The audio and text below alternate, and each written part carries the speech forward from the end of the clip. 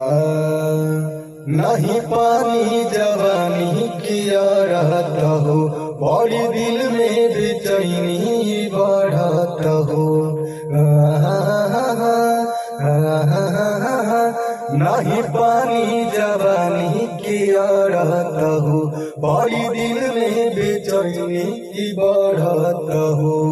रानी हो ने करवाटा हो साटा सैया जी के भीरिया, पापा जी के पोसल हमरो कोमला शरीरिया, पापा जी के पोसल हमरो कोमला शरीरिया।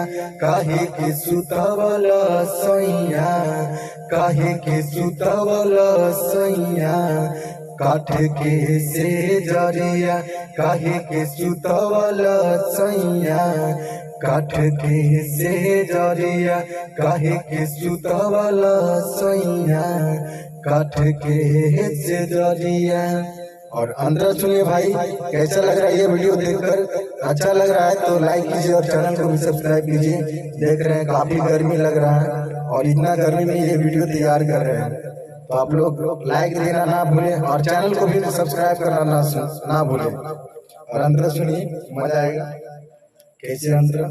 साड़ी हो नया देव, बाली हो गढ़वा देव, नथुनी हो मंगा देव हमार धनिया। यहाँ पे मैंने चेंज किया भाई। हाँ, साड़ी हो नया देव, बाली हो गढ़वा देव, नथुनी हो मंगा देव हमार धनिया।